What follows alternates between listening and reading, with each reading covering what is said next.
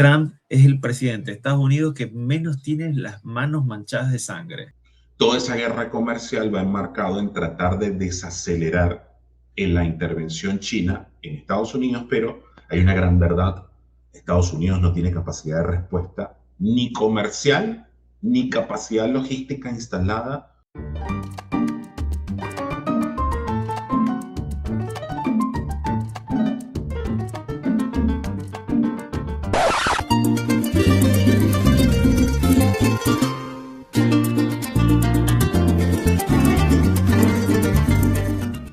Mis queridas amigas y amigos, les saluda su querido y adorado Greg Max 33 en un nuevo programa en la segunda semana del 2026 y el segundo programa de esta segunda temporada de Entre Mates y Arepas. Bienvenidos a un nuevo viernes. Estamos aquí compartiendo con ustedes un programa que realmente va a ser muy importante. Hoy, viernes 9 de enero del 2026. Vamos a estar haciendo un análisis bien concentradito, bien importante, como siempre lo hacemos nosotros en el programa, bien enfocado en los temas que realmente son relevantes de lo que ha acontecido en el 2025 y las proyecciones que nosotros estamos viendo, no como pronósticos, no como gurús, no como videntes, nada de eso, sino desde el punto de vista objetivo de dos personas que realmente le importan el devenir del 2026, pero antes de iniciar con el programa del día de hoy, como siempre, invitamos a nuestro querido Armando Azeglio. Armando, ¿cómo estás? Hola Greg, ¿cómo estás? Sirviéndome un mate para empezar, para mojar la lengua. Sí, señor. El Y empezar. 2025, sí, claro, es que el 2025 fue un año realmente anecdótico, turbulento, y no vamos a tocar temas superficiales, no vamos a hablar de los eventos deportivos, no vamos a hablar de cosas musicales, eso no va con nosotros. Nosotros nos vamos a enfocar en la parte que tiene que ver con lo relevante y lo que va a ser el cambio en nuestras vidas y lo que ha representado el 2025 y lo que va a representar el 2026 en temas muy puntuales y que realmente como quien dice en el argot hípico, se coló por los palos y hay que hablar de eso. Así nada, para iniciar el programa del día de hoy, como siempre, le cedemos la palabra a nuestro querido Armando Azeglio. Armando. Nada, Greg, yo como bien decís, quizás viste por la impostación mental que uno tiene, la relevancia de algunos hechos políticos que van a definir, no sé si determinar, pero sí sesgar el rumbo de la humanidad, hace más decantarse, por lo menos a mí, desde a centrarme en hechos políticos.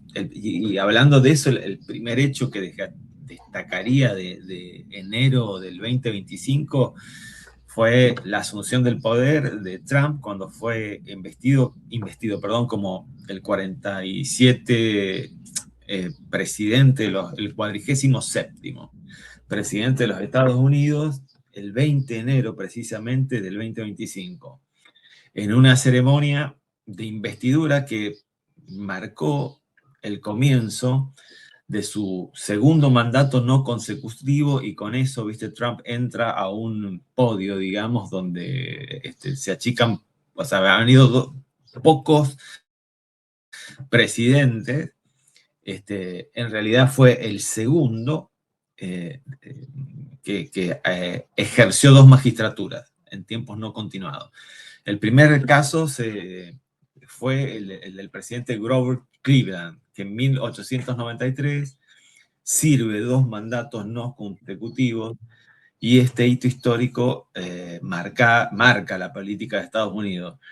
Y la segunda cosa es que ni bien asume Trump, empieza a firmar una serie de órdenes ejecutivas que provocaron mucha resonancia, o sea, en temas como la inmigración y las deportaciones que se están haciendo en este momento, aplicando esa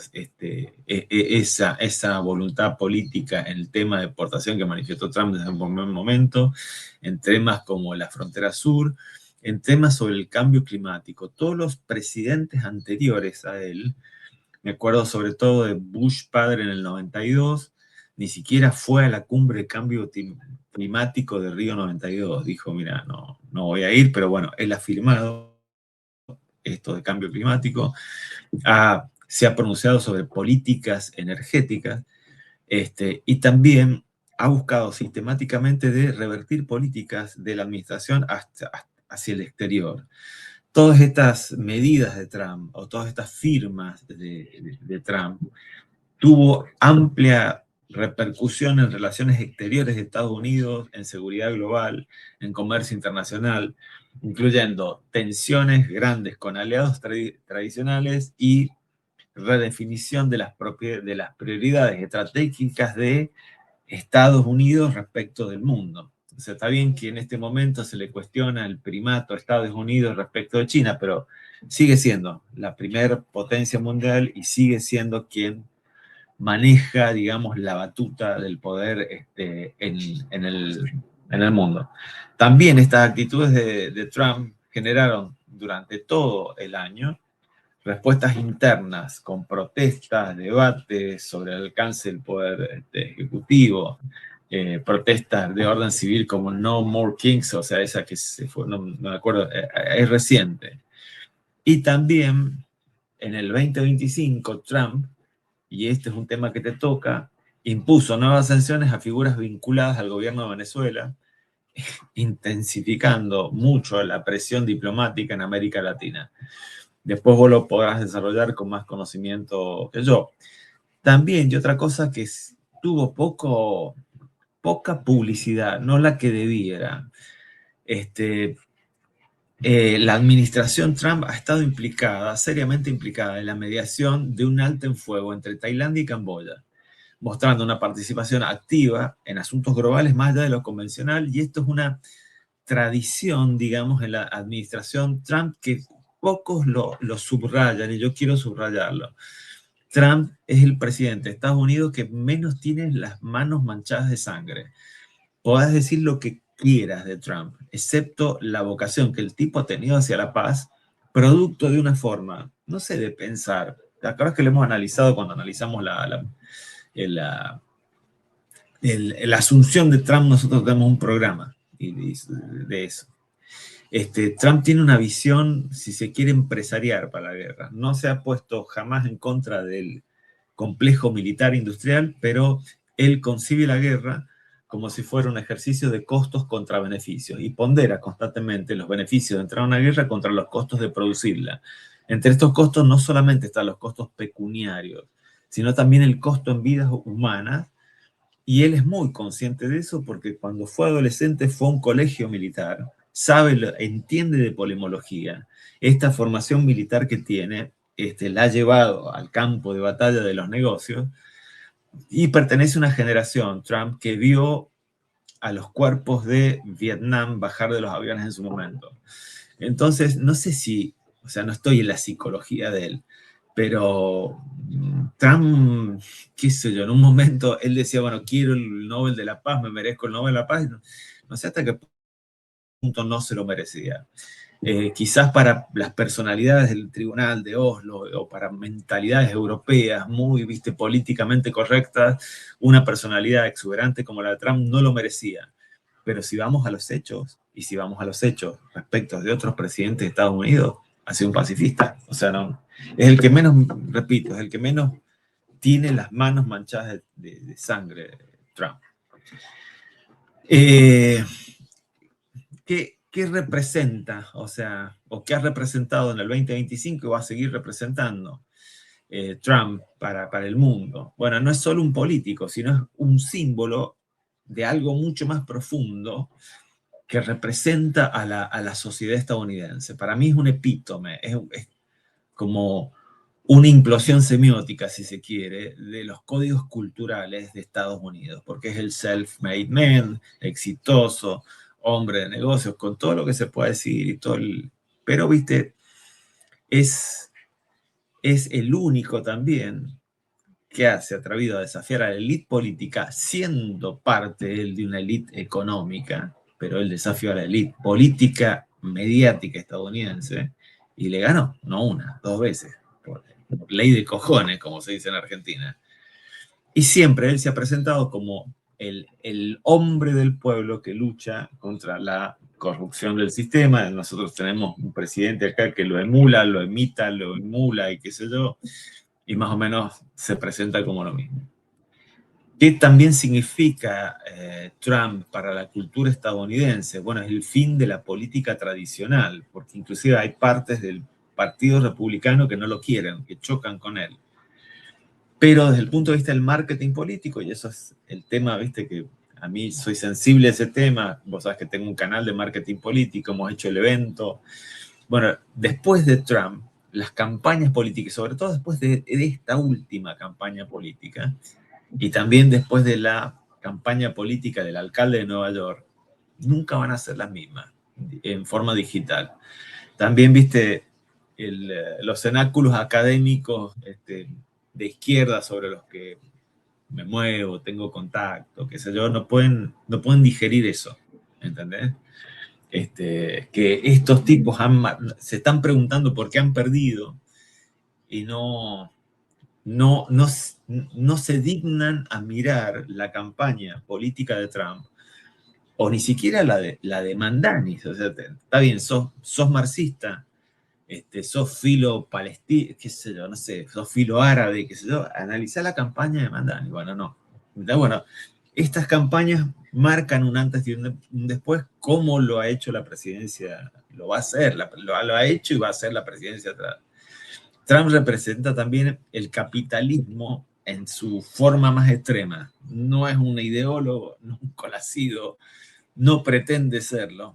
Es un empresario que ve a la política y que concibe a la política con el sesgo y con el marco de quien ha hecho negocios y ha negociado toda la vida. Para Trump todo se reduce a ganar, vender una historia y controlar el mercado. No lo estoy jugando, porque si eso te sirve para que tu país no colapse y tu sociedad no colapse y que tu gente esté bien, me parece perfecto. También otra cosa que hay que pensar en Trump es que ya lo dijimos, que es un tipo que juega a largo plazo. O sea, está acostumbrado, viste, y eso viene del marketing, ¿no? Misión, visión y objetivo. O sea, la misión es la razón de ser de la organización y él sabe cuál es la razón de ser de su organización. Y la visión, que es la pregunta, responder a la pregunta, ¿dónde vamos a estar de aquí a 5 años vista en el tiempo? Eso si hablas de un plan de negocio. Trump funciona mucho más, o sea, mucho más allá. Y nada, y en la parte, viste, cuando le tocó, no sé si fue, ni bien asume la presidencia en febrero, creo que estaba hablando con Zelensky, y también lo presionó a Zelensky para bajar los decibeles, pues, que Zelensky ha hecho su movida por el lado de él, y lo presionó cuando le dijo, mira, pibe, vos me estás debiendo como algo así como 400 o 500 mil millones de dólares de ayuda que te hemos dado, ¿cómo vamos a arreglar? Nadie, no es, como te digo, o sea, Trump siempre está como 10 movidas más adelante del resto de los comunes mortales. No podría ser casificado, si bien no tiene las manos tan manchadas de sangre como los demás, no puede ser clasificado como un pacifista absoluto. Supongo que por eso, repito, por eso en la gente de Suecia no le da el Premio Nobel de la Paz, pero se la dieron a Obama, que sí tenía las manos manchadas con sangre. Pero no es un pacifista, pero sí es un tipo pragmático, muy pragmático, y bueno, y eso ha generado, Greg, para mí, ¿no? Marca un antes y un después en el transcurso del 2025. Sí, es que definitivamente, ¿por qué nos hemos enfocado en Donald Trump? Porque obviamente Donald Trump es, yo diría que el hombre del 2025, porque casi que en todos los aspectos, cuando tratamos de hacer la investigación para desarrollar el resumen del 2025, Donald Trump de una u otra forma estaba inmerso dentro de la temática de lo que tiene que ver con todos los acontecimientos que devenieron en el 2025. Por ejemplo, en el caso particular de lo que tiene que ver con el alto al fuego en la guerra de Gaza. A principios del 2025, obviamente, tanto Israel como el grupo Hamas acordaron una tregua temporal para una liberación de rehenes. Obviamente, en todo el 2024 sabemos que este es un conflicto que tiene muchísimos años. Yo siempre he sido de la teoría de que solamente dos personas eran o tenían la capacidad de lograr la paz en el Medio Oriente, y ambas personas ya no están en este mundo, que era Yasser Arafat y Yitzhak Rabin, que precisamente Yitzhak Rabin fue asesinado, y eso está develado de hace mucho tiempo, porque no les convenía llegar a la paz en los años 90, porque siempre se ha dicho de que el Medio Oriente es como el termómetro del mundo. Si hay paz en el Medio Oriente, tiende a haber paz en el mundo. Si hay conflictos en el Medio Oriente, tiende a haber conflictos en el resto del mundo. Así que el 2025 inició con un alto al fuego, que sabemos que más adelante ese alto al fuego volvieron otra vez a los conflictos, y que Donald Trump ha fraguado y ha intervenido y ha buscado la paz en el Medio Oriente. También tenemos, por ejemplo, a inicios del 2025, lo que fue las elecciones en Bielorrusia, donde Alexander Lukashenko gana un nuevo mandato presidencial. Todos sabemos que Lukashenko es uno de los últimos dictadores que está metido, incrustado en lo que es la Europa actual, y que sabemos que hay un control dictatorial ahí en lo que tiene que ver con el mundo de las elecciones y todo lo que gira alrededor de Bielorrusia. Yo soy conocedor de Lukashenko porque Lukashenko tuvo la oportunidad de ir a Venezuela, tuvo la oportunidad de generar y estrechar lazos directamente con Hugo Chávez, así que tengo conciencia de quién es Alexander Lukashenko. Aquí tenemos otro aspecto también a inicios del 2025 que específicamente tiene que ver con tecnología y el espacio, porque Pakistán logró lanzar a inicios del 2025 lo que era su primer satélite llamado electro-óptico EO-1. Y lo irónico es que en paralelo, Starlink logra entrar dentro del mercado pakistaní. Todos sabemos que la red de satélites Starlink está bajo el mandato de SpaceX, que obviamente está dirigida por Elon Musk, que también tuvo la oportunidad de entrar en el 2025. Fue noticia porque tuvo la oportunidad de entrar como mano derecha de Donald Trump, otro empresario que es el hombre más rico del planeta, está ahí cabeza a cabeza con Jeff Bezos, y esta persona tuvo la oportunidad de optimizar como buen empresario lo que era la administración dentro, llevó esa responsabilidad enmarcada y inducida por Donald Trump, llevó la ordenación de la administración estadounidense. Más adelante nos dimos cuenta que obviamente dos personas con el mismo ego, con el mismo sentido de macho alfa, como Donald Trump y Elon Musk, terminaron rompiendo esa relación de amor y luna de miel que se presentó desde el 20 de enero, cuando Donald Trump tuvo la asunción del poder. Pero ¿por qué es lo anecdótico?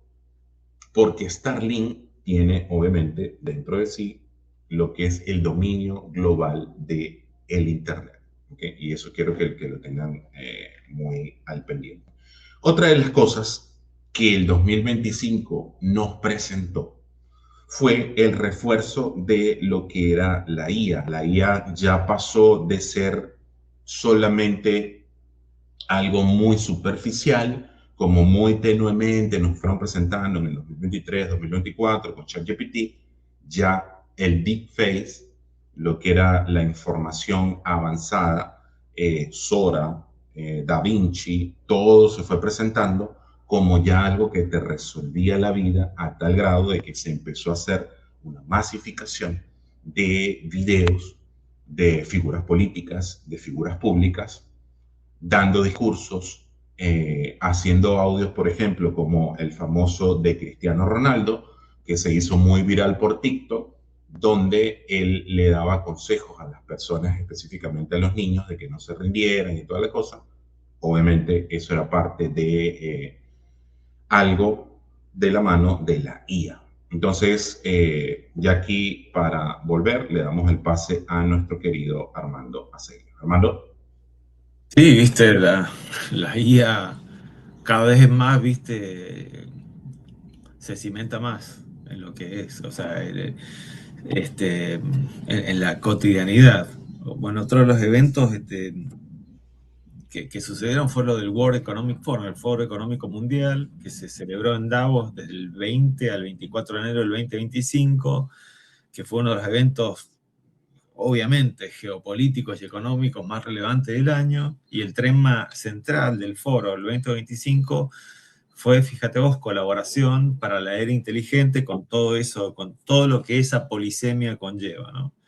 Pero digamos que fundamentalmente se trataron, o sea, hubo 5 pilares estratégicos que reflejaron en enero las prioridades globales para el 2025, que era repensar el crecimiento económico con un contexto de incertidumbre, y la incertidumbre está dado por toda la complejidad de las relaciones entre los grandes actores económicos de los polos mundiales de desarrollo, o sea, los BRICS más Estados Unidos, más China, y con todo lo que esa la complejidad implica. Segundo, era reconstruir la confianza internacional entre estos actores, proteger el planeta y avanzar en la sostenibilidad. Esto lo vamos a encontrar siempre, la cuestión de la sostenibilidad. Otro de los ejes fue, bueno, esto de repensar las industrias en la era inteligente, centradas en la tecnología y en el cambio estructural, e invertir en las personas, en educación, en empleo y en equidad, porque y lo hemos dicho en otros momentos, que la inteligencia artificial se está comiendo en forma alarmante y despreocupada puestos de trabajo. Hay fábricas inteligentes en China que se llaman fábricas oscuras, que están oscuras porque no hay seres humanos que las controlen. Entonces la cuestión es la siguiente, o sea, en el Foro Económico Mundial está bien, estamos aumentando la eficiencia y la eficacia en la producción de bienes y servicios, pero si no le damos capacidad de compra, o sea, si echamos personas de la fábrica y estas personas no tienen capacidad de compra, ¿a quién le vamos a vender aquello que tenemos que vender? También, viste, hubieran conclusiones, digamos, claves en el Foro Económico de Davos. Se habló sobre geopolítica y cooperación global. Se enfatizó en la necesidad de un optimismo constructivo, y acá deberíamos, bueno, lo hago corto. Hay siempre la cuestión, la variable medioambiental está cada vez más presente en toda disquisición de orden económico. Y en la economía tiene como dos fronteras muy marcadas desde hace años. Primero, la economía en su relación con el medio ambiente, y la economía en su relación con lo digital. Hace 30 años la cuestión de la digitalización de la economía era planteado como una cuestión, viste, de qué sé yo, de ciencia ficción, y hoy es más que una realidad. Entonces queda la segunda dimensión de la economía, es la economía en su función y su función respecto al medio ambiente. Y acá se divide en 2 escuelas de pensamiento. La escuela clásica, y también lo hemos hablado en un programa, donde la economía se basa o se sirve del mecanismo de precios para determinar la escasez de un bien. Si un bien está poco disponible, su precio crece, si no decrece. Y hay escaseces, digamos, en el sistema económico que la economía, dada su configuración actual, no ha logrado, esta rama de la economía, detectar. La escasez de agua, la escasez de aire, la escasez de biodiversidad y la escasez de superficies cultivables, habida cuenta de los procesos de desertificación. Y de eso se entiende la economía neoclásica, la economía medioambiental. Y está la otra parte de la economía, y habla justamente de el proceso de destrucción creativa, porque vos tenés que destruir elementos de la naturaleza para crear bienes y servicios consumibles. Entonces, habla de eso. Y la otra parte de la economía es la economía ecológica, que se basa del método de la ecología para lograr, digamos, procesos de producción y formas de imposición hacia la naturaleza en virtud de la satisfacción de nuestras necesidades en formas más ecocompatibles. Digamos que se plasmó eso en las conclusiones del foro de Davos. También habla de clima, de naturaleza y resiliencia, es decir, justamente la actividad económica antropógena está llevando los sistemas de capacidad de carga de algunos ecosistemas a su límite y no sabemos qué consecuencias podemos tener. Se ha tratado de eso, se ha tratado el tema del crecimiento económico y la confianza, es decir, tenemos que lograr o deberíamos lograr hacer crecer los productos brutos internos, no solamente de aquellas economías que marcan el rumbo de lo que es el futuro económico del planeta, sino de aquellas economías que siguen estando, que seguimos siendo el tercer mundo. También se trató justamente este binomio entre lo que es tecnología, inteligencia artificial, industria, cómo se va a lograr, como te digo, una relación, digamos, sana entre esto, no despedir tanta gente y poder, qué sé yo, darles una renta a las personas para que tengan, o sea, como te digo, o sea, está bien, la tecnología me lleva, o sea, la inteligencia artificial me lleva a racionalizar los procesos de producción al grado tal que yo puedo echar gente de mi fábrica. Está bien, esa gente que está desempleada no va a tener capacidad adquisitiva. Y si yo tengo una fábrica, no sé, de lápices de colores para mis hijos de la primaria, esa gente que va a la calle no va a tener un poder adquisitivo para comprar los lápices que yo fabrico. Una de las premisas de Ford, el que inventó, ¿no?, la fábrica Ford, de autos Ford, decía: yo quiero pagarle a mis empleados un sueldo tal que les permita a ellos comprar un Ford salido de mi fábrica. Y es una cuestión muy, muy, muy inteligente, ¿no? Y también se habló mucho de sostenibilidad y de alianzas. O sea, sostenibilidad entendido en o sea, aquellas acciones económicas que permiten satisfacer las necesidades de la generación actual, viva, presente, sin comprometer las acciones, digamos, o la satisfacción de las necesidades de las generaciones futuras. Y este es un paradigma que está presente en la historia del pensamiento económico desde los años 60 del siglo pasado. Nada más que pienso que, habida cuenta del descalabre ecológico o posible descalabre ecológico, cada vez se hace más acuciante esta presión y cada vez se hace incorporarlo más a agendas internacionales, ¿no? Nada, estamos por febrero, ¿no? Se me fue. Sí, es que el 2025 fue un año lleno de bastante información, solamente que nosotros hemos puntualizado y priorizado lo que tiene que ver con geopolítica internacional, que va de la mano con lo que está dictando Donald Trump y que también va de la mano con lo que acabamos de decir, el conflicto de el Medio Oriente, de lo que es la Franja de Gaza, que, para ser exacto, iniciamos la paz, una tregua, que se rompe en el mes de marzo por la masacre del convoy humanitario en Rafat, donde las fuerzas israelíes atacan un convoy con personal humanitario en Gaza, provocando obviamente las condenas internacionales y el recrudecimiento del conflicto.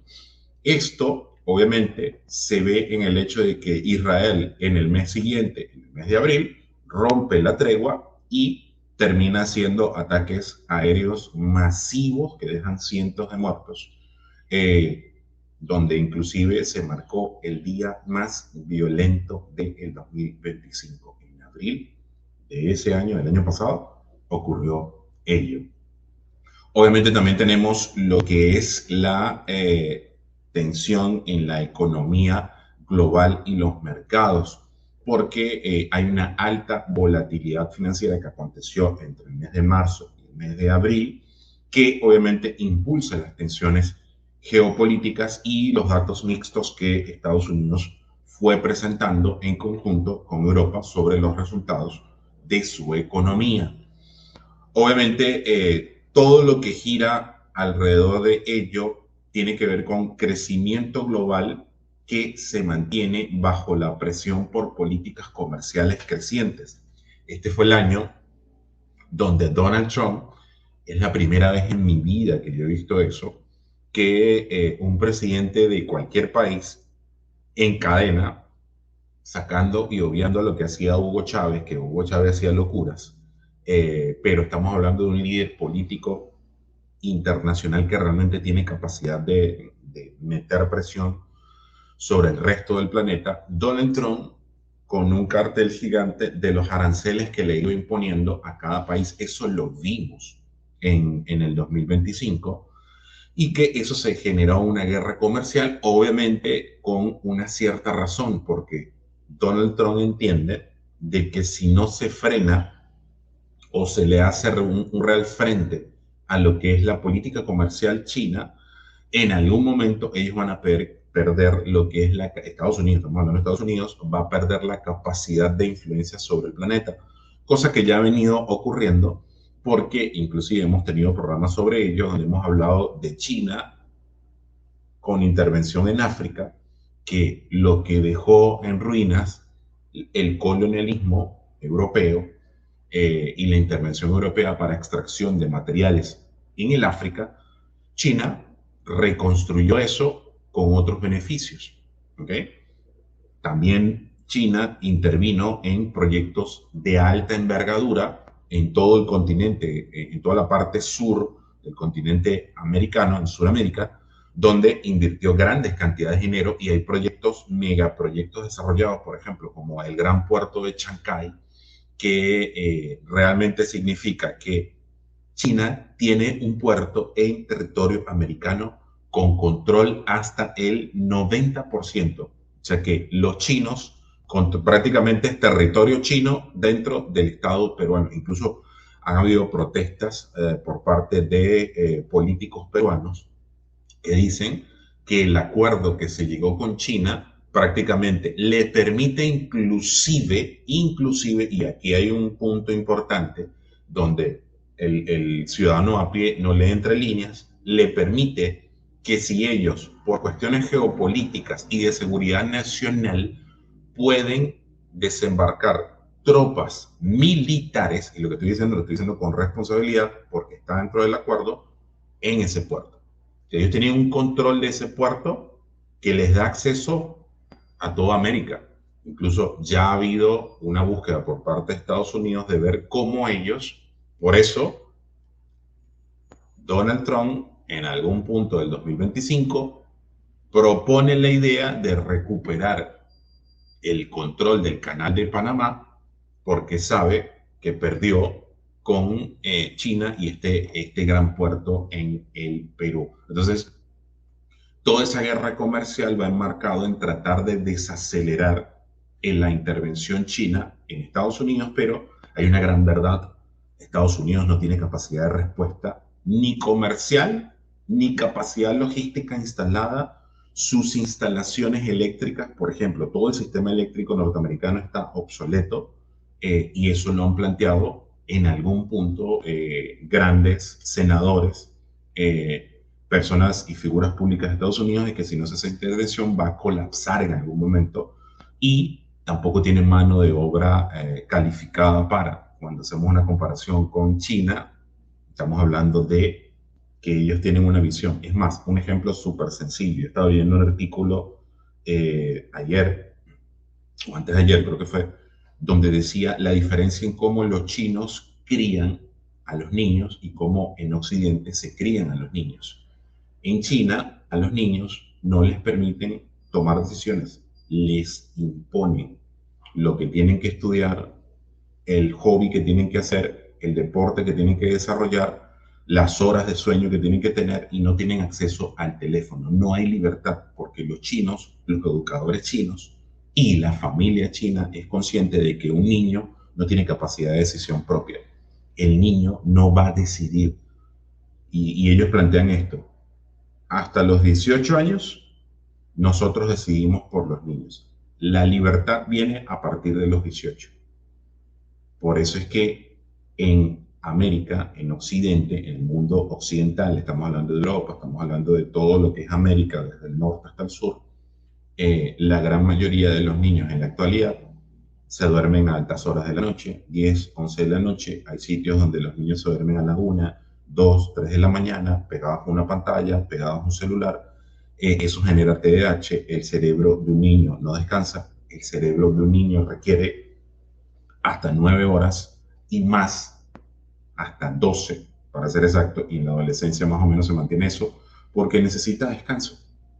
Incluso, si mal no recuerdo, creo que fue en Noruega, donde los niños se van a dormir a las 7 de la noche.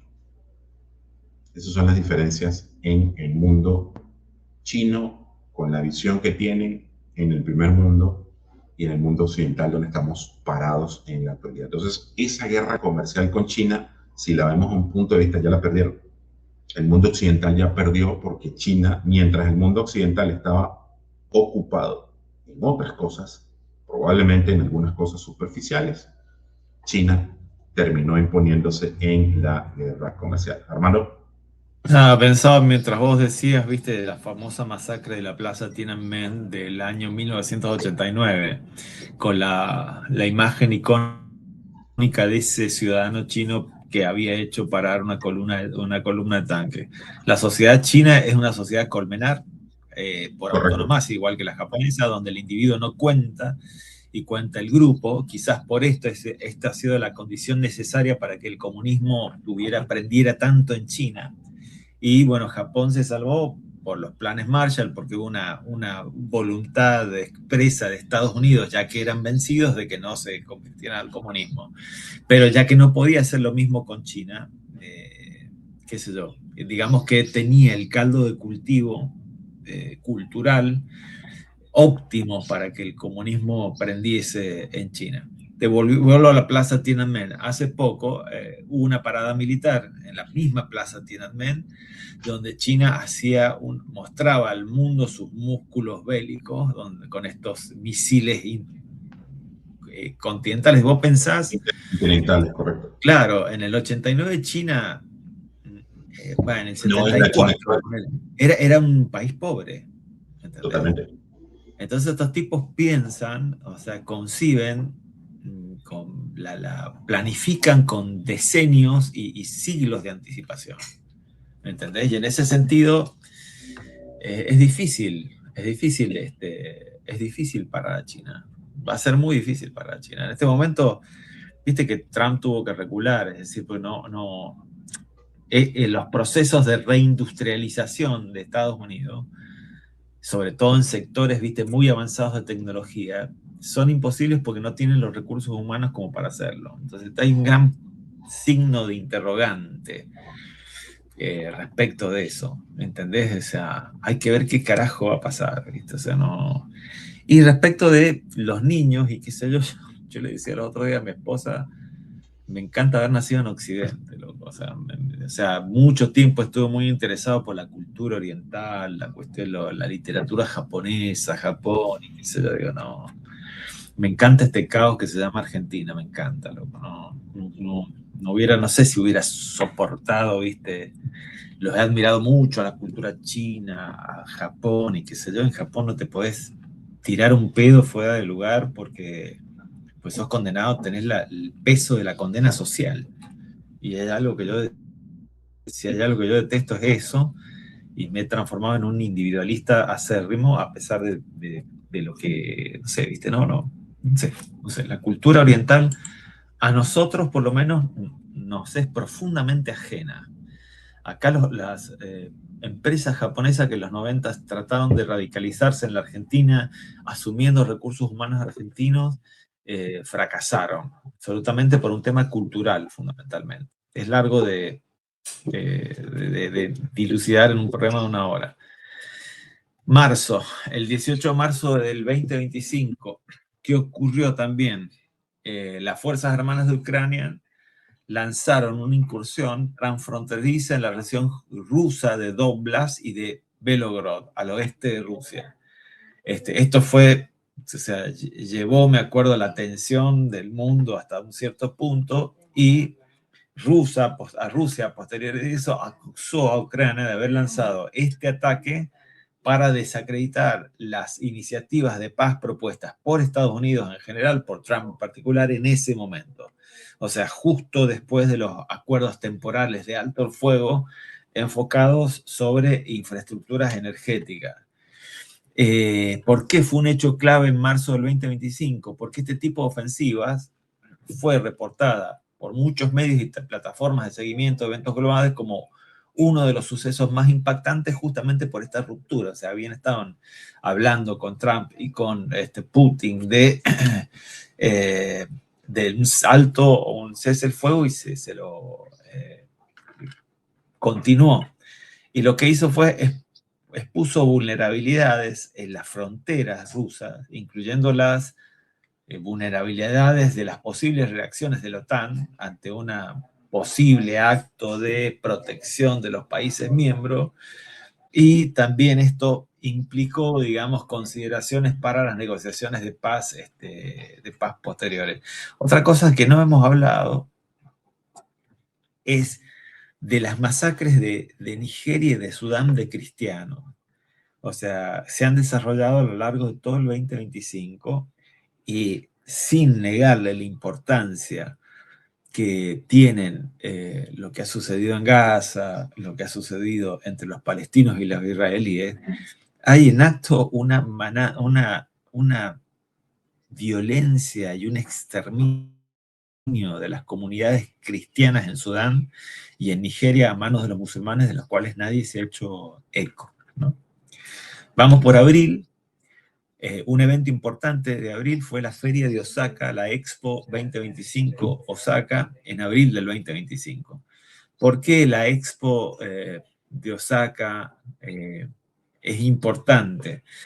Porque en una exposición mundial lo que se hace es, y sobre todo si hablamos de Japón, estamos hablando es como si te abrieran una ventana a lo que va a ser el futuro. De hecho, viste, el lema, digamos, de la exposición de Osaka fue diseñando la sociedad futura para nuestras vidas, o sea, con propuestas de innovación, de ciudades inteligentes, de sostenibilidad, de salud, de energía limpia, de tecnología para el futuro. Hay muchas personas que ven esta mezcla, ¿no? En Japón, ven en Japón, en Finlandia y en Japón, y otro país nórdico, no me viene, Noruega, Finlandia, Japón, dicen que son como una visión de lo que va a venir, de las sociedades futuras que van a venir, qué es lo que podemos esperar.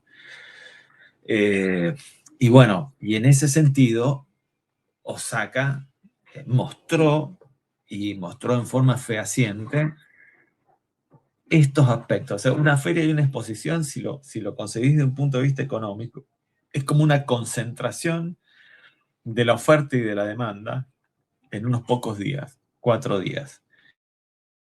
Y si hay disertantes, te conviene una feria de exposición porque a través, si vos escuchás a los disertantes, podés inferir qué es lo que va a venir en el futuro. Pero digamos, los aspectos destacados de la Feria de Osaka fue justamente esto: tecnología y sostenibilidad, diplomacia y alianzas entre países para lograr cooperación, y se habló sobre la cultura global, que es la gran paradoja que te propone la globalización. Mientras que la globalización ha sido un gran vector de pérdida de la diversidad cultural y de homogeneización, sobre todo en las pautas de consumo. Te hago un ejemplo boludo, ¿viste? Lo mismo que decida, generalmente, lo mismo que desea un yankee en Chicago, mismo tipo de vacaciones, mismas pautas de consumo, mismas operaciones, qué sé yo, lo desea un boludo acá en la Argentina, en Buenos Aires, ¿entendés? Entonces, ha habido una homogeneización en pautas de consumo. Esto se estudia en lo que es marketing, antropología del marketing. Pero al mismo tiempo, tantos años de globalización, si lo concebís del 89 a la fecha, han producido una pérdida de la biodiversidad cultural. Entonces, de lo que se habló en este evento es, bueno, ¿cómo hacemos para, está bien está bien la globalización, está bien la tecnología que nos acerca, qué sé yo, pero ¿cómo hacemos para proteger esta diversidad cultural? Si nos vamos a mayo, estuvo la 78ª Asamblea Mundial de la Salud, que fue desde el 19 al 28 de mayo, fue en Ginebra, en Suiza, y el lema fue Un mundo por la salud. No sé, me río, ¿viste? Porque no puedo.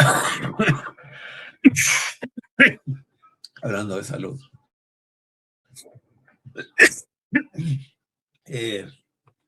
Se habló justamente sobre la salud mundial, se habló justamente de la cooperación, o sea, me río, ¿sabes por qué? Por la obscena y obvia injerencia de las grandes multinacionales productoras de fármacos en este tipo de cuestiones. No son gratis, no son homogéneas, no son, ¿cómo te puedo decir?, desinteresadas, pero digamos, los ejes fueron la cooperación internacional, sobre todo en periodo de pospandemia. Todavía algunos consideran que estamos en periodo de pospandemia. Se trataron temas cruciales como la preparación para futuras pandemias, el financiamiento de los sistemas de salud y las estrategias de vacunación, de equidad, de acceso a tratamiento, y cómo implica eso, cómo interviene esto la Organización Mundial de la Salud. A todo esto, viste, me parece un cinismo absoluto, porque también lo hablaba con mi esposa antes, ¿no? Al sistema médico le conviene que vos seas crónico. O sea, un tipo saludable no genera ingresos. O sea, un tipo cronificado le genera, pero digamos, le genera ingresos al sistema. Pero digamos que se trató eso. Después, si vamos a junio, hubo una cumbre de la OTAN en Haya. Bueno, sabemos el problema de la guerra entre Rusia y Ucrania. En ese problema, en medio de ese conflicto, está la OTAN. O sea, está el esfuerzo de algunas partes de hacer de que Ucrania integrase la OTAN, para que la OTAN se viera obligada para defender a uno de sus estados miembros, o sea, Ucrania. Cosa que Rusia lo ha resistido, y ahí está, viste, el meollo de la conflictualidad, parte de la conflictualidad que se está presentando. Pero digamos que hubo una cumbre de la OTAN desde el día 24 al 25 de junio del 2025, y la OTAN, o sea, la Organización del Tratado del Atlántico Norte, celebró una cumbre de jefes de Estado y de gobierno en La Haya, en los Países Bajos, marcando uno de los encuentros, si no el principal encuentro para mí diplomático del año 2025. Y se hizo el compromiso de incrementar los gastos de defensa de los países miembros hasta un 5% del Producto Bruto Interno, con todo lo que ese tipo de medidas puede significar. No sé si sabías que la primer ministra de Alemania habían decidido que la Volkswagen, habida cuenta de la depresión del mercado automotriz, de la altísima competencia o la irrupción de China en el mercado de automotores, con productos de altísima calidad y a bajo precio, ha hecho que la Volkswagen se replantee su función y que esté en acto en este momento una reconversión del aparato productivo a lo que es la industria bélica. También mis amigos europeos están espantados porque Alemania va a establecer un sistema de leva de las nuevas generaciones para el ejército según un sorteo, etcétera, etcétera. Pero digamos, la cumbre de la OTAN para mí fue un emergente de lo que te puede señalar qué puede venir para el 2026. Después, del 6 al 7 de julio del 2025, hubo una cumbre de los BRICS, de los países BRICS, es decir, en Río de Janeiro. O sea, los líderes de los países del grupo BRICS, o sea, Brasil, Rusia, India, China y Sudáfrica, o sea, países disidentes de aquellos que representan, digamos, las economías más fuertes del mundo, excluida China, porque China es en este momento una economía, un país de economía fuerte, pero digamos que son economías disidentes. Se reunieron para analizar y coordinar temas claves en la cooperación política y cooperación política y económica mundial. La agenda que trataron temas como salud global, comercio, inversión, cambio climático otra vez, financiación para el desarrollo, gobernanza de la inteligencia artificial y seguridad internacional. O sea, esto es muy, muy importante. La inteligencia artificial y la cuestión climática vuelve a estar en distintas agendas de distintos países. Y esta reunión fue interpretada como un impulso para contrapesar la influencia de las potencias tradicionales, como es el bloque Estados Unidos y Unión Europea, y promover la voz de economías emergentes sobre cuestiones globales. También, si vamos al 2025, el 18 de agosto del 2025 hubo una cumbre mundial sobre Ucrania en Casablanca. El tema de la guerra de Ucrania que va a cumplir este año, empezó en febrero del 2022. No es un tema menor, ¿viste? Entonces, hubo una cumbre mundial en Washington, D.C., en Estados Unidos, y los líderes de Estados Unidos y de varios países europeos se reunieron en la Casa Blanca para discutir el futuro del conflicto entre Rusia y Ucrania y tratar estrategias de seguridad y apoyo a Kiev. ¿Por qué fue un evento importante? Y por la participación de múltiples líderes pertenecientes a bloques que definen cómo se parte la torta del poder en el mundo. O sea, estuvieron presentes el presidente de Estados Unidos, Trump, el presidente de Ucrania y Volodymyr Zelensky, ¿no? Y no fue un tema menor. O sea, no fue un tema menor. El tema central de la reunión tuvo por objetivo profundizar las garantías de seguridad para Ucrania y analizar posibles caminos diplomáticos para intentar de avanzar hacia una resolución del conflicto con Rusia. No fue un tema, como te digo, no fue un tema menor. Nada, después en septiembre tuvimos la semana de alto nivel de la Asamblea General de las Naciones Unidas, que fue del 22 al 30 de septiembre del 2025, se realizó en Nueva York, en Estados Unidos, que está la sede de Naciones Unidas, y en esta semana de alto nivel se reunieron a varios jefes de estados y de gobiernos, ministros, representantes diplomáticos de casi todos los países del mundo para debatir sobre paz y seguridad, paz y seguridad, dos vocablos que tienen disidencias bíblicas, apocalípticas, si las hay, sobre desarrollo sostenible, sobre derechos humanos y sobre cooperación internacional. ¿Por qué fue un evento importante? Bueno, porque fue el foro global y diplomático más influyente del año. La semana de alto nivel de la Asamblea General es el principal foro de los líderes internacionales donde definen prioridades multilaterales y colectivas y donde se enuncian principios para dirimir conflictos, crisis humanitarias, clima, desigualdad y desarrollo sostenible. Hubo amplia participación internacional, se tuvieron lugar debates sobre la paz y seguridad, sobre todo en Medio Oriente y en Europa del Este, y se estableció una posible agenda sobre el desarrollo del clima. Y también en este momento, estamos hablando de septiembre, ¿no? Sí, estamos en septiembre. Pues hubieron dos cosas, ¿viste? O sea, en China el 3 de septiembre tuvo lugar en la Plaza Tiananmen esa famosa parada militar donde China demuestra sus músculos bélicos al mundo. Fue impresionante. No sé si la viste, Greg, fue impresionante. O sea, lo que mostró China. Impresionante. O sea, y después de hecho un portavoz chino dijo que China no iba a dar el primer golpe en ningún conflicto mundial, pero si le tocaban el culo a China, China iba a responder con todas sus fuerzas y era capaz de golpear cualquier objetivo en cualquier parte del orbe en 20 minutos.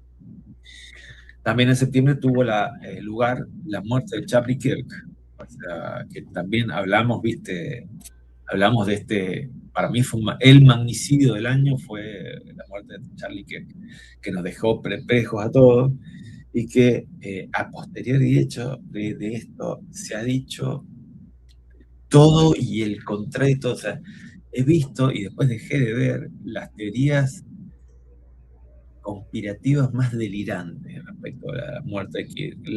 La cuestión es que Kirk ya no está en la palestra política, ya no es una voz que fue silenciada, y también, nada, con todo lo que, o sea, la muerte de Kirk fue paragonable a mí a la muerte, viste, del reverendo King en los años 60, no a un magnicidio como el Kenny, fue el magnicidio del 2025, ¿viste? O sea, nada, y eso. Estamos en septiembre, ¿no? Correcto, estamos en septiembre.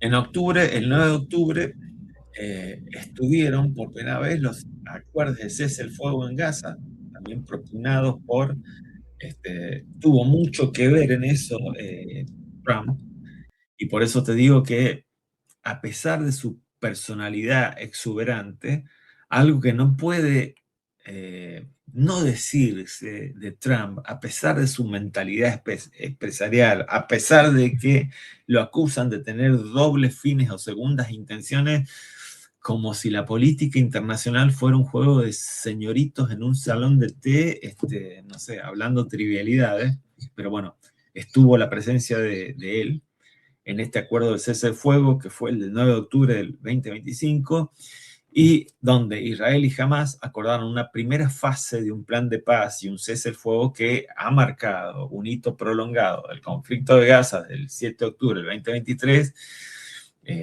casi 2 años después, o sea, de esto. ¿Por qué fue histórico este acuerdo de cese del fuego? Porque hubo un cese de hostilidades activas después de 2 años de enfrentamientos extremadamente virulentos y destructivos, y porque hubo un impulso diplomático internacional, donde el acuerdo fue el resultado de inmensas negociaciones regionales, internacionales, especialmente con Egipto como mediador clave y la participación muy activa de Estados Unidos, de la administración Trump y actores internacionales. ¿Por qué importa en la historia global? Porque este evento se podría inscribir como uno de los momentos más decisivos en esta eterna, prolongada confrontación en Oriente Medio, comparables con otros acuerdos de alto el fuego en la historia contemporánea que, aunque parciales, han sido pivotales para reducir la violencia y abrir espacio a negociaciones políticas y sentar las bases para futuros, digamos, futuros procesos de paz. Y después, justo en esta fecha, se anunciaron los premios Nobel y en particular el 10 de octubre se anunció el premio Nobel de la Paz a María Corina Machado, y esto te lo dejo a vos porque en este tema tenés más gravitación vos que yo. Sí, efectivamente el año pasado no podemos sacar de la palestra lo que tiene que ver con el ámbito venezolano. Venezuela obviamente ha sido un año en el cual se ha tratado de terminar de poner el finiquito, el punto final a lo que es la situación que ya tenemos más de un cuarto de siglo metidos en el socialismo, que además ya hemos hecho programas sobre eso.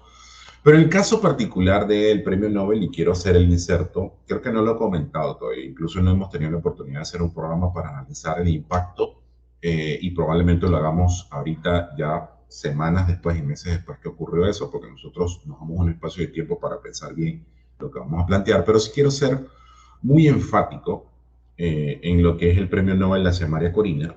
Yo en particular, desde la entrega a Barack Obama del premio Nobel de la Paz en el 2008, yo dejé de creer en los premios Nobel porque para mí en particular, la entrega del premio Nobel a Barack Obama fue una muestra de lo hipócrita que puede ser la institución y que si tú revisas el punto de origen de quien creó el premio Nobel, fue una persona que creó la dinamita, el TNT. Entonces, hay unos ciertos elementos que giran en torno a lo que es esta organización en los cuales yo no creo. Y si yo me pongo a hacer un análisis en frío de lo que tiene que ver el accionar de María Corina Machado desde su aparición por allá en el 2000, 2001, para ser exacto, con su organización Súmate, ella ha sido responsable de muchas cosas. Y para ser exacto, ella fue responsable de la lista Tascón, que en algún momento lo hemos planteado dentro de alguno de nuestros programas. Y yo en particular no creo en ese premio. ¿Okay? Ahora, yo en particular soy de la idea de que si esto ayuda a ponerle el finiquito a un cuarto de siglo de destrucción, a un cuarto de siglo de zozobra, de presión, de miedo y de pobreza y de atraso, bienvenido sea. Eso yo lo celebro, ¿ok? Pero yo en particular no soy un creyente del premio Nobel, ¿ok? Eso quería dejarlo claro porque yo soy una persona de valores muy arraigados. Y el hecho de yo ver a María Corina Machado, perdón, a María Corina Machado abrazando a Leopoldo López, eso ya me deja a mí un sinsabor muy grande porque yo sé quién es Leopoldo López.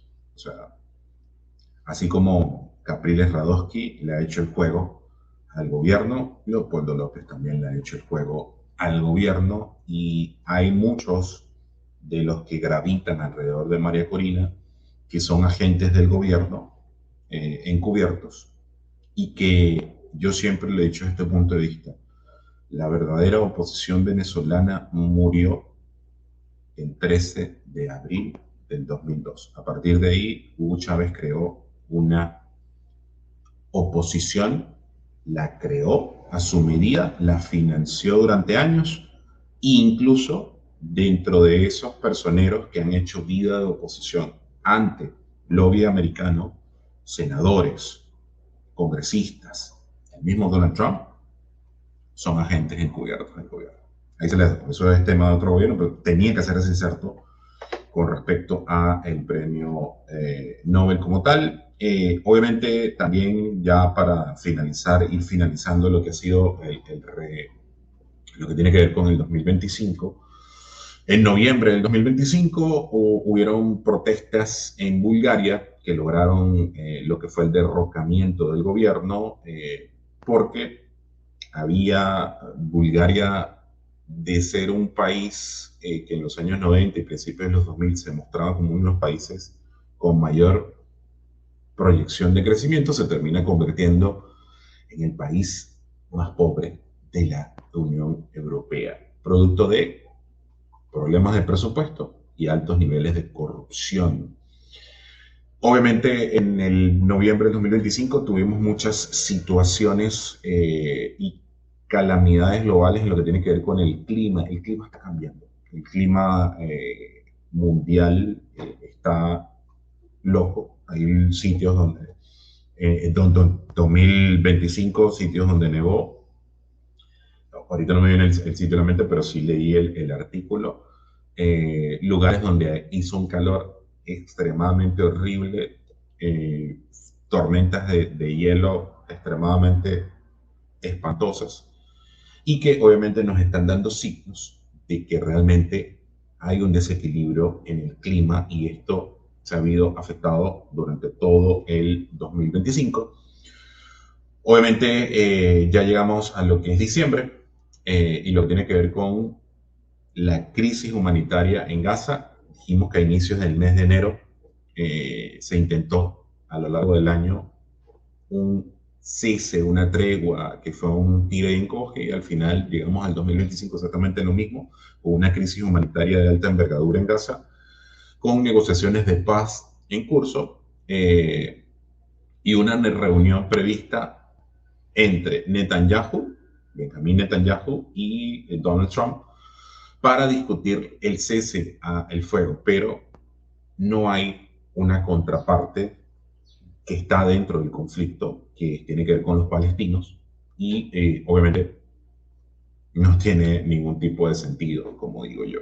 Entonces, el 2025 fue un año realmente lleno de muchos conflictos, dentro de los cuales gravita Donald Trump, dentro de los cuales gravita las tensiones económicas, dentro de los cuales gravita la IA y dentro de los cuales gravita el cambio climático que realmente está frente a nosotros. Ahora, la parte importante y ya para ir cerrando lo que va a ser el programa es las proyecciones y lo que nosotros pensamos del 2026 en lo que tiene que ver con qué puede pasar en este 2026 y que no es muy distante de lo que aconteció en el 2025, pero se va a ver muy marcado, perdón. Uno, lo primero es una crisis climática acelerada. En este 2026, fenómenos externos más frecuentes, vamos a ver sequías mucho más profundas, vamos a ver más inundaciones, vamos a ver más incendios y vamos a ver algo más profundo, migraciones climáticas masivas. Yo considero de que existe la posibilidad, hay una película que se llama El día después de mañana, que es una película que ya tiene más de 20 años, dirigida por Roland Emmerich, en la cual ocurre una situación de cambio climático global donde prácticamente todo el pueblo norteamericano se tiene que mudar a México porque todo se congeló en el norte, todo el hemisferio norte del planeta se congeló y tienen que bajar hacia las zonas de lo que es el paralelo 33, toda la zona donde está el Caribe, donde está el África, por esa situación. Yo creo que esa ficción de hace más de 20 años de película pudiéramos estar viendo en el 2026 migraciones masivas producto de cambios climáticos. Se va a presentar los primeros conflictos visibles por agua, por alimentos y por territorios habitables. Ya no es prevenir, sino es adaptarse para sobrevivir. Esto probablemente lo vamos a ver en fases tempranas del 2026. Algo importante que han venido repitiendo a lo largo del 2025, figuras emblemáticas que impulsaron y que yo creo que se están dando cuenta de que ha sido un error. Por ejemplo, Elon Musk, que en este 2026 probablemente veamos inteligencias artificiales fuera del control humano. ¿Por qué? Porque la automatización está reemplazando millones de empleos. Ya lo dijo Armando en el programa, que ya las famosas fábricas oscuras en China ya se están haciendo presentes. Incluso una anécdota importante, aquí en el Perú existe una marca que es argentina, me imagino que la debes conocer, Armando, que se llama Grido de helados, que tiene una fábrica aquí en Perú que es automatizada al 100%, que incluso su contenedor de helados maneja más de 25 millones de litros de helado y que está a menos 25. Ningún ser humano puede entrar a esa sección de la fábrica de Grido porque no soportaría estar a menos 25 o por lo menos no pudiera estar más de unos minutos ahí trabajando de manera normal. Fíjense lo importante de esto.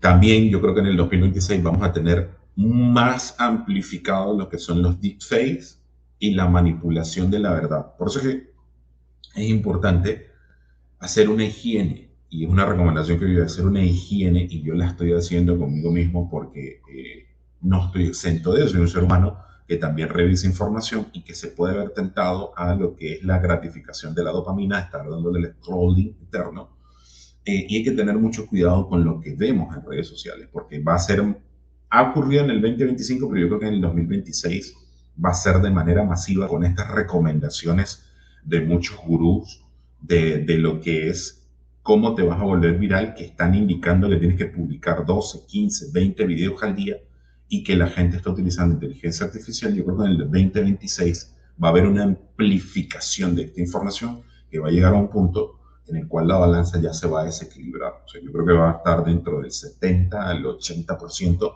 de información que vamos a ver dentro de esta masificación, que simplemente va a ser deepfake y que va a ser IA. Obviamente, también tenemos el elemento de lo que tiene que ver con la dependencia cognitiva, menos pensamiento crítico, más delegación a las máquinas. Y esto es algo que a mí me preocupa muchísimo. Yo siempre he dicho de que la inteligencia artificial tiene que ser tu herramienta, tu partner dentro de lo que tú desarrollas. Pero tú no puedes, por ejemplo, utilizar la inteligencia artificial para que te diga cómo hacer un arroz. Tú no puedes utilizar la inteligencia artificial para que te diga cómo me tengo que vestir hoy o cuál es el pronóstico del tiempo, porque le estás dejando la capacidad crítica de tu pensamiento, se la estás relegando a la inteligencia artificial. Para mí la inteligencia artificial simple termina siendo lo que es una herramienta que yo utilizo para mejorar ciertos aspectos, pero no dejo de pensar, no dejo de cultivar el arte del pensamiento crítico, que es lo que muchas personas y muchos gurús han ido impulsando en el 2025. La famosa conviértete en una persona rica en 30 días utilizando inteligencia artificial. Te enseño a hacer eso. Pero ¿qué es lo que termina pasando? Le terminas relegando la responsabilidad a la inteligencia artificial de que haga el 100% de la información. Entonces, ¿qué es lo que termina pasando? Que el desafío no es la IA, sino quién controla y con qué valores genera lo que es la información que se está gestionando con IA. Armando. No, yo le agregaría dos cosas, que es qué va a suceder, o sea, con la guerra ucraniano-rusa, o sea, que ya va por su cuarto año y que ya, no sé, implica escenarios polemológicos cada vez más complejos, con más actores, con más... Había cuenta de esto que te he dicho, hay rumores, viste, de que Francia ha dicho de preparar hospitales para, lo mismo lo ha dicho Inglaterra y lo mismo lo ha dicho Alemania, ¿me entendés? No se sabe si son rumores, si son deepfakes, pero bueno, el escenario de la guerra para el 2026, ruso-ucraniana, y con lo que ello implica, ¿no? La posibilidad de una tercera guerra mundial, un tercer conflicto global. Y otra cuestión que, no, que está íntimamente relacionado con ello son los fuertes procesos inmigratorios y de islamización vinculados a Europa. ¿Entendés? Tenés un conflicto ahí enorme, enorme. O sea, han abierto el grifo a una inmigración incontrolada. Hay mucha población islámica, de hombres en edad combativa o casualidad. Y bueno, eso ya está provocando conflictos. ¿Qué va a pasar en el 2026? Y la famosa pregunta, si eso ha sucedido, ¿quién paga, a quién le conviene? O sea, porque tiene una respuesta. Eso es todo, Greg. O sea, no agregaría más, vos sigue impecable con las tendencias que vienen.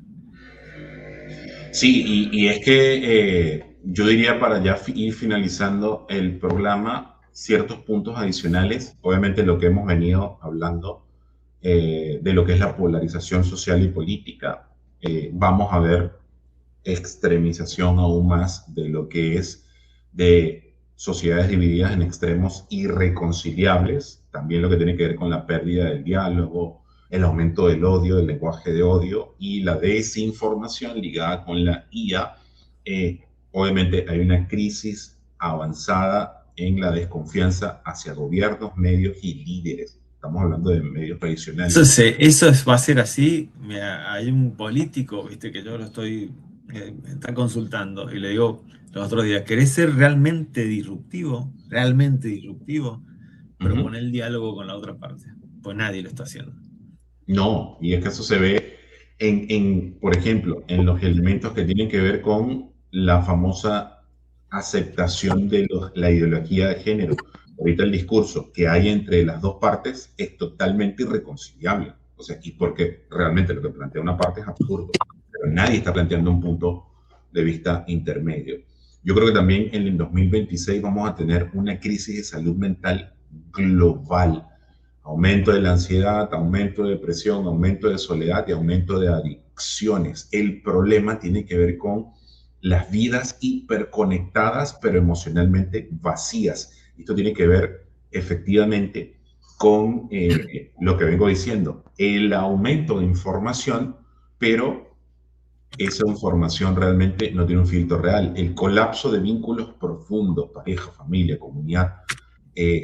Yo creo que ya para ir cerrando el programa, va a haber una crisis profunda a partir del 2026 y ya yo lo estoy viendo porque yo soy mentor de vida y también tengo la oportunidad de trabajar como terapeuta de parejas, relaciones más frágiles, descartables, basadas en un consumo emocional, confusión de roles, de responsabilidades, miedo al compromiso, hiperindividualismo avanzado y una búsqueda desesperada de validación. Todo esto tiene que ver efectivamente con lo que ha venido pasando, no solamente en el 2025, sino lo que ha venido deveniendo en los años anteriores y yo creo que está asociado inherentemente a lo que pasó en el 2020. O sea que el mundo que nosotros estamos viviendo en la actualidad ha sido un mundo que a partir de ese evento, de ese año, definitivamente